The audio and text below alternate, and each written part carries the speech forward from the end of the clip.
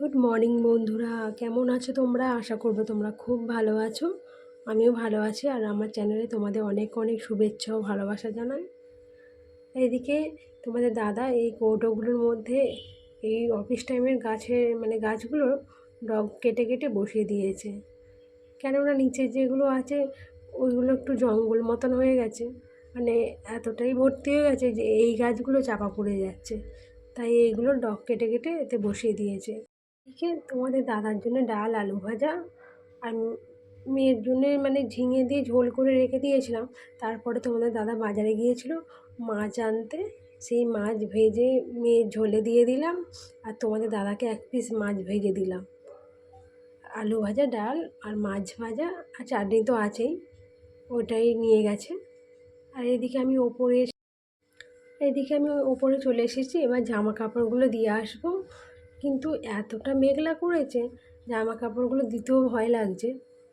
আবার ভাবছি যে সেই ফেলে রেখে বা কী করবো ভিজে, তাই দিয়েই দেব, বৃষ্টি এলে তুলে নেব।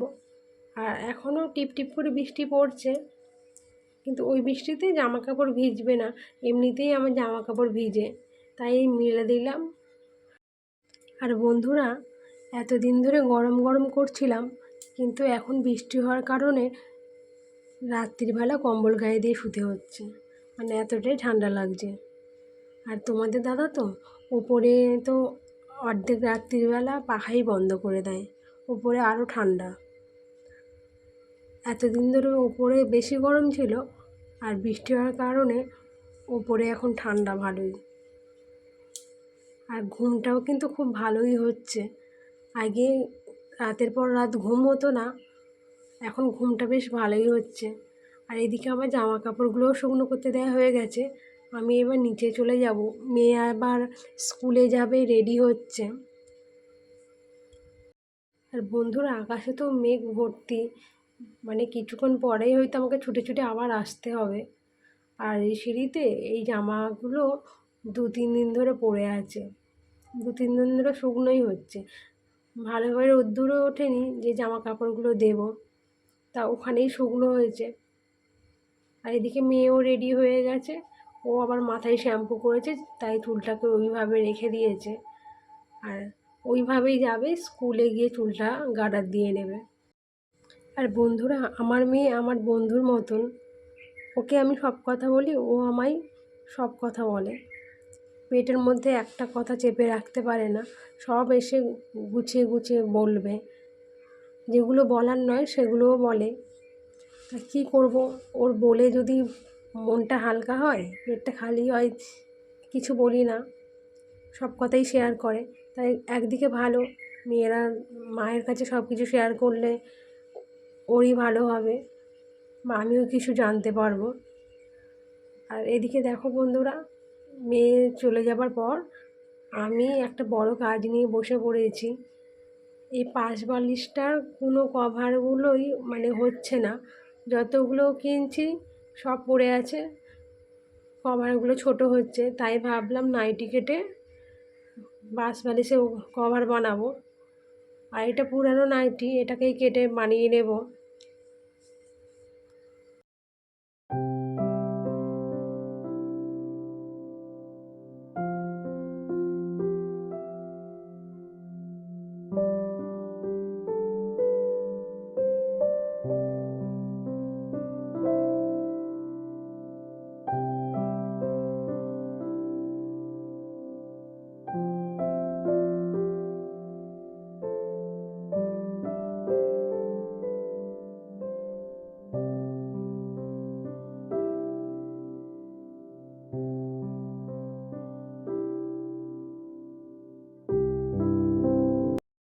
এদিকে দেখো বন্ধুরা, আমার পাশ বালিশের কভার হয়ে গেছে, আর অনেকটা বেলাও হয়ে গেছে। আর যে কাজটা নিয়ে বসি সেটাকে না শেষ করতে পারলে মনটা শান্তি হয় না। আর সেই কারণে পাশ বালিশের কভারটাও একেবারে রেডি করে তারপরে ছাড়লাম। এখনও এক টুকরো আছে, এটা দিয়ে আর একটা হয়ে যাবে। তা আজকে আর করলাম না, এটা আবার একদিন করব।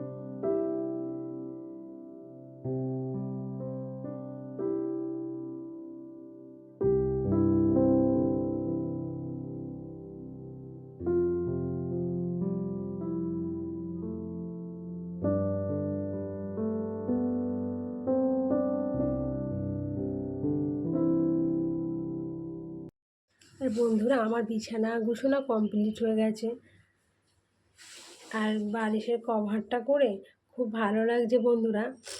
নিজে হাতে কোনো জিনিস করলে সেই আনন্দটাই একরকম হয়, খুব ভালো লাগে। আর এদিকে মাথার বালিশের কভারগুলো পরে পরাবো, এখন আর পরাবো না, কেন এখন 12টার বেশি বেজে গেছে।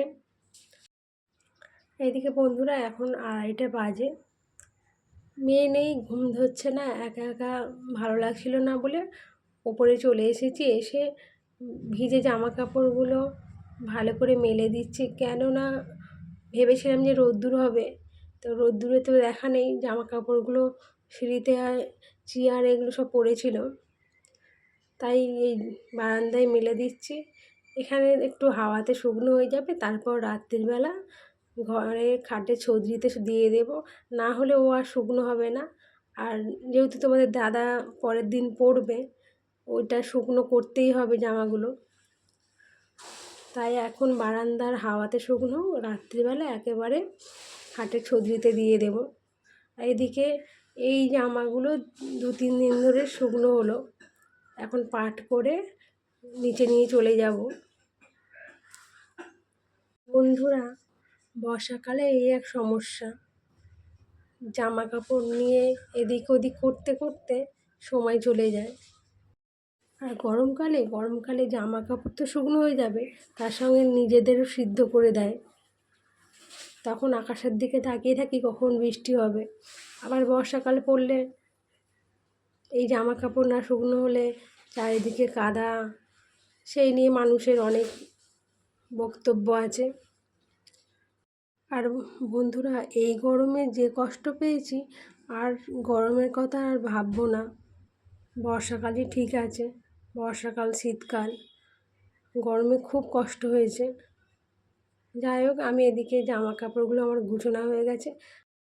আর বন্ধুরা ওদিকে মেয়ে স্কুল থেকে চলে এসেছে, ও নিচে আছে, ও ডাকছে। তা এখন 3টে বাজে, ওদের তাড়াতাড়ি আজকে ছুটি দিয়ে দিয়েছে, তাই আমি একটু তাড়াহুড়ো করেই এগুলো গুছিয়ে নিয়ে তারপরেই নিচে যাব। আর মেয়ে তো একটু রেস্ট নিয়েই আবার 4টের সময় ওর পড়া আছে, ও চলে যাবে। তা ও কী খায় গিয়ে দেখি। আর ওর বাপিকে বলেছিল আঁশফল খাবে, তা সেটাই দেখি ছাড়িয়ে ওকে দেব। বাজার থেকে আঁশফল এনে দিয়েছে, যে আঁশফল আমরা গাছ থেকে পেড়ে খেতাম, আমাদের আশপাশে সবাইয়ের গাছে ছিল, আমাদের নিজেদেরও গাছ ছিল, সেই আঁশফল আজকে কিনে খাওয়াতে হচ্ছে মেয়েকে। আর বন্ধুরা এদিকে আমি বইয়ের টেবিলটাকে গুছিয়ে নিচ্ছি। আর সরকারি খাতা অনেকগুলোই মেয়েকে দিয়েছে, 5খানার মতন দিয়েছে। আর খাতাগুলো এবারের ভালো ভালো, অন্য সময় নোংরা এরকম হয়, পোকাতে খেয়ে নিয়েছে, কিন্তু এবারের খাতাগুলো ভালোই দিয়েছে। আর ওগুলো সব গুছিয়ে রেখে দেবো, রেখে তারপরে ঘরটা ঝাঁট দিয়ে নিচে নামবো।